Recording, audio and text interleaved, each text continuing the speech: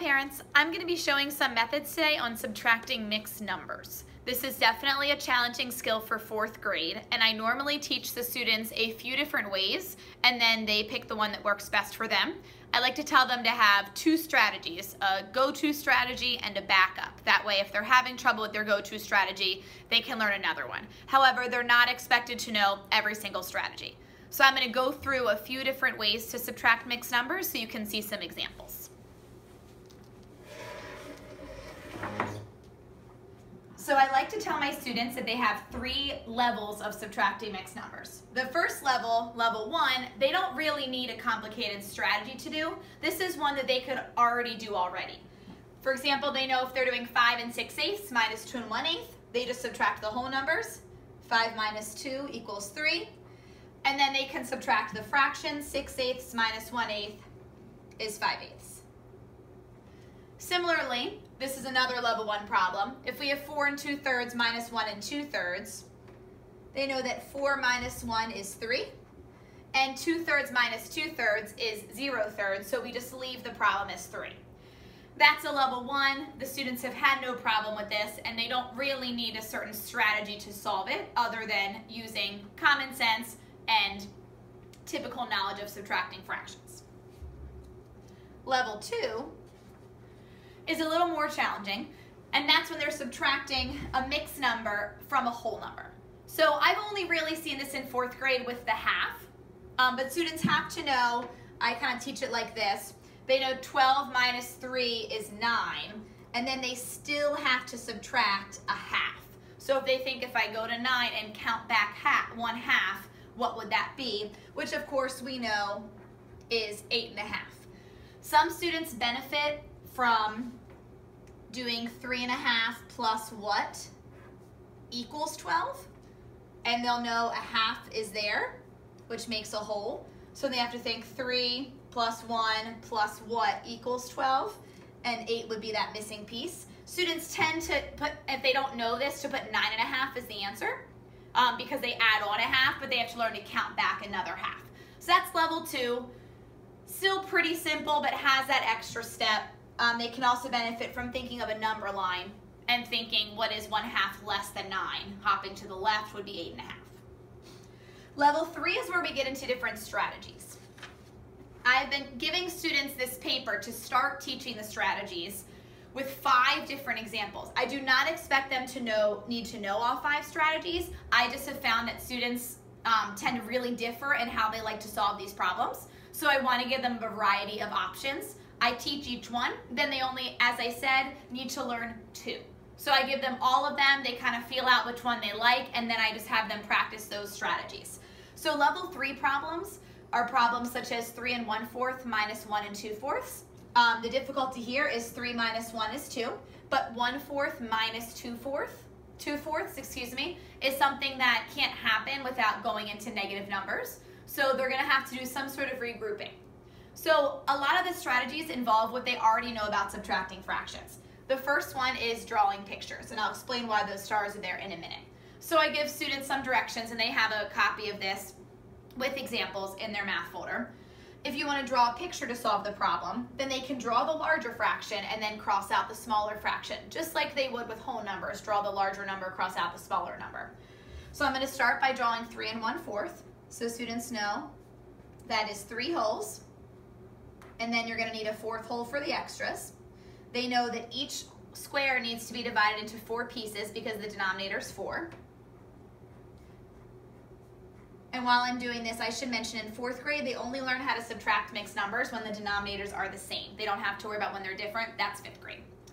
So now I want to shade in 3 1/4, so I'm going to shade in 3 wholes and an extra 4th. So that's 3 1/4, which the students know how to draw. Now they need to cross out the smaller fractions. They're going to have to subtract 1 whole and 2/4. I like to subtract my wholes starting at the beginning. So there's 1 whole there, so I'm going to cross out a whole. And then I like to subtract the 2/4 from the other side because it's easier. There's 1/4 and there's 2/4. The answer is what they have left. They have 1 whole left, and they also have 3/4 left. So the answer is 1 3/4. That's a great starting strategy. The reason why those stars are there is students in 4th grade can be asked questions such as what is 72 and 1/4 minus 56 and 3/4? And obviously it would be ridiculous to draw 72 and 1/4. So that's a good starting strategy, but students need to have a backup strategy for those larger numbers. The second strategy that students can use is counting up. This is, again, a subtraction strategy used with whole numbers. And students need to start with the smaller fraction and then keep counting up until they get to the larger fraction. This is often a mental strategy. So I'm going to write down what it looks like, but it might look a little silly written down since it's normally something that you do in your head. So I'm going to start with 1 2/4. That's my smaller number. I'm trying to keep adding on until I get to 3 1/4, my larger number. I'm going to start by always trying to get to the next whole. So I know 1 2/4 plus 2/4 more equals 2. Then I want to see, okay, I'm at 2. How can I get to 3 1/4? Well, 2 plus 1 gives me 3, and then that extra 1/4 has to come from here. So 2 1/4 gives me 3 1/4. So we've reached our larger number. Now the answer lies in how much did I count up? I counted up 2/4 and I counted up 1 1/4. So total I counted up 1 3/4. Again, this is a strategy that can look a little weird written down, but it builds on subtraction strategies that students learn from whole numbers. The third strategy is renaming the first fraction. And this is, I think, what most adults sort of do in their heads. We are basically regrouping the fractions to make them easier to subtract. Students normally at first they find it a little overwhelming, and then once they see the benefit, a lot of students end up choosing this method. So our goal is to rename the first fraction. We're going to change it to a mixed number with an improper fraction. So what I mean by that is I'm going to take 3 1/4. I'm going to try to change that 1/4 and this 3 into something equivalent, but with an improper fraction here, something greater than the 2/4 I have to subtract from it. So I'm going to decompose this 3 into 2 plus 1, and then I'm still going to pull in my 1/4. And now I'm going to take my 2 the same, change my 1 whole to 4/4 because I'm operating in fourths the whole time, and then bring down my 1/4. And then this fraction turns into 2 5/4. Students are familiar with decomposing fractions, so they can see that these two fractions are equivalent, 3 1/4 and 2 5/4. Now I'm going to rewrite my problem, but instead of 3 1/4 in the beginning, I'm going to have 2 5/4. 2 5/4 minus, from the problem, 1 2/4. Now this is a level 1 problem. I can subtract 2 minus 1 is 1, and 5/4 minus 2/4 is 3/4. A lot of students will be able to do this in their head. They'll be able to switch 3 1/4 to 2 5/4 automatically without having to do this work written down, and that's totally fine. So that's a common strategy that students like if they're flexible with thinking about numbers. A fourth strategy, almost there, is converting to improper fractions. This also has stars because, again, if it's something like 72 1/4 minus 52 3/4, it would be really hard to convert to improper fractions. But for some of these smaller problems, it can work fine. So I would start with 3 1/4 and convert that to an improper fraction. And students know that they can decompose the 3 into 4/4, that's 1 whole, 4/4, that's 2 wholes, another 4/4, that's 3 wholes, and then I have 1/4 more. So I'm going to end up with 4, 8, 12, 13/4. And then I'm going to take my other number, 1 2/4, and decompose that. I know this 1 whole is 4/4, and then I have 2/4 more, so I get 6/4. And now I can rewrite my problem as 13/4 minus 6/4. This is obviously easier to subtract because we get 7/4. And I told the students, depending on the problem, you might have to switch your answer back to a mixed number, but you might not. In any case, the students know that to switch this back into a mixed number, they can pull out a whole. They know that 4/4 is a whole. And then they know that if they have 3 more fourths, that's going to build up to 7/4. They know this is 1, so they know that's the same thing as 1 whole, and also 3/4. This is a skill we've been working on for a while, so they're pretty good at flipping back and forth. Our final strategy is one that I sort of make up because I feel like a lot of students do it in their head. It's just never really had a name to it. I call it negative fractions.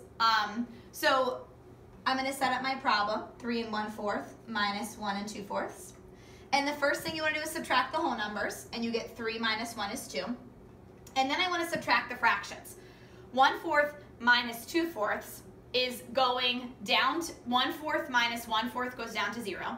Minus another fourth to get that 2/4 is going into the negative side. So it's really, I'm going down to the next whole number, and then I'm going 1/4 more. It's sort of like negative, I'm taking a negative 1/4 away. So I'm going to take 2. If I take 1/4 away of these 2/4, it'll get me down to 2. If I take another 1/4, I want to see what is 2 minus 1 more fourth. This is sort of this negative fraction with the 1/4 minus 2/4 is negative 1/4. So students know if they have 2 wholes and then they take away 1 more fourth, they're going to have 1 whole plus, well, 1 4/4 is 2, so 1 3/4 would be our answer. Again, this is one that's a little hard to explain and looks a little silly written down, but I do think it's what a lot of us adults do in our heads. So that's why I offer it as a strategy to students. So there you have it. I know that was a little overwhelming, but that's 5 different ways that you can subtract mixed numbers for a level 3 problem, again, where you have to do some sort of regrouping or rearranging in the numbers. Students always take a few days to work on this. It is a work in progress, and again, for 4th grade, they only have to subtract with the same denominators, although they can be asked to go up to numbers, you know, in the 80s or 90s, for example, to subtract, because the methods would end up being the same. Please feel free to message me on Dojo if you have any questions.